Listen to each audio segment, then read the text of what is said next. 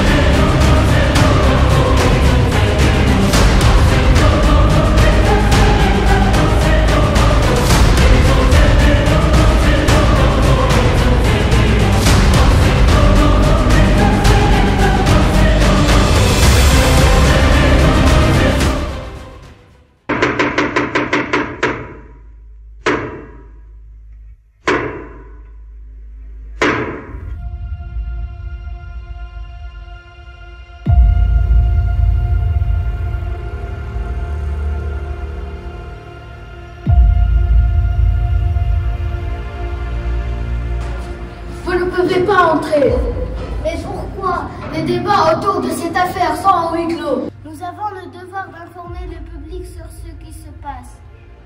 Mesdames et messieurs, nous sommes ici devant le tribunal international de la Haye, où se déroule un procès crucial pour notre planète. Malheureusement, l'accès nous est refusé. On nous prive du droit fondamental à l'information, du droit d'informer le public sur des questions d'une importance vitale.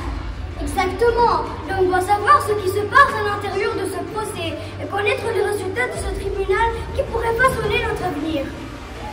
Ces portes fermées ne devraient pas être un obstacle à notre mission. Nous continuerons à lutter pour le droit à la parole et à l'information. Les débats sont confidentiels. Nous transmettons votre demande aux responsables. On vient de nous informer que vous pouvez y accéder.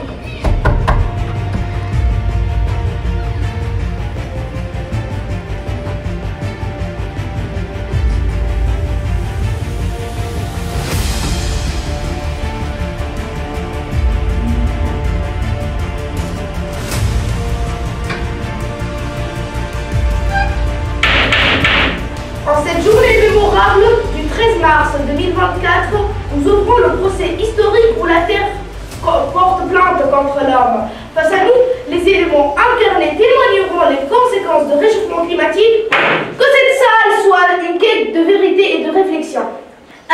Levez-vous. Vous êtes accusé de causer des dommages irréparables à la planète. Les trois principales victimes sont ici pour témoigner de tout ce que vous leur avez causé. Avancez, s'il vous plaît.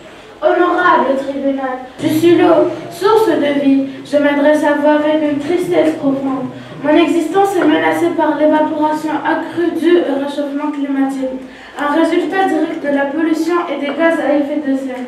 Les rivières se tarissent, les lacs s'assèchent et la vie aquatique dépérit. Je suis ici pour implorer votre aide et votre compréhension. Honorable juge, je suis la faune, les créatures qui habitent cette terre avec grâce et équilibre. Cependant, la rareté de l'eau devient insurmontable pour notre survie. Les rivières, qui étaient autrefois nos oasis, sont devenues des filets de désespoir. La faune dépérit, les écosystèmes s'effondrent et la diversité biologique s'estompe. Nous ne demandons pas justice seulement pour nous-mêmes, mais pour toutes les créatures qui habitent cette terre et pour les générations futures. Respectable juge, je suis la flore, les gardiens silencieux de la beauté et de l'équilibre. Mon existence dépend de l'eau et je souffre de manière indescriptible en raison de sa Rareté croissante, les terres se dessèchent, les arbres se fanent et la vie végétale est ébranlée. Si l'âme ne change pas ses voies, je crains que le monde ne devienne un désert stérile, dépourvu de toute vie. Honorable juge, membre du tribunal, je me tiens ici au nom de la nature, de l'eau, de la faune et de la flore. Les témoignages que vous venez d'entendre sont des cris de détresse de la planète elle-même. Nous sommes face à une crise environnementale sans précédent et l'urgence d'agir ne peut être ignorée. Nous plaidons en faveur d'un changement radical. La Terre ne peut plus tolérer l'exploitation excessive de ses ressources. Protéger l'habitat naturel et restaurer l'équilibre que l'homme a perturbé. La vie des générations futures dépend de nos décisions aujourd'hui.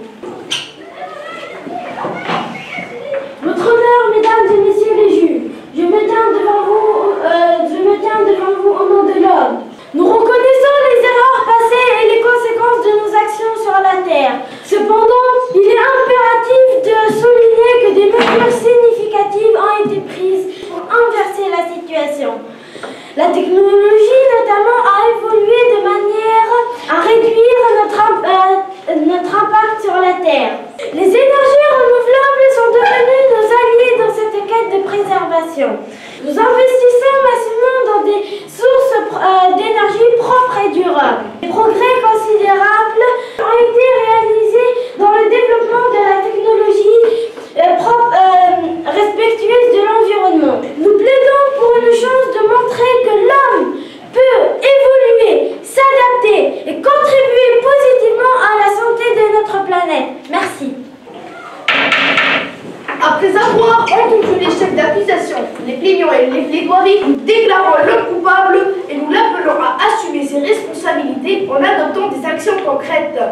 Réduire son empreinte carbone, promouvoir les énergies renouvelables, préserver les habitats naturels et favoriser une consommation durable sont des voies tangibles pour protéger cette planète.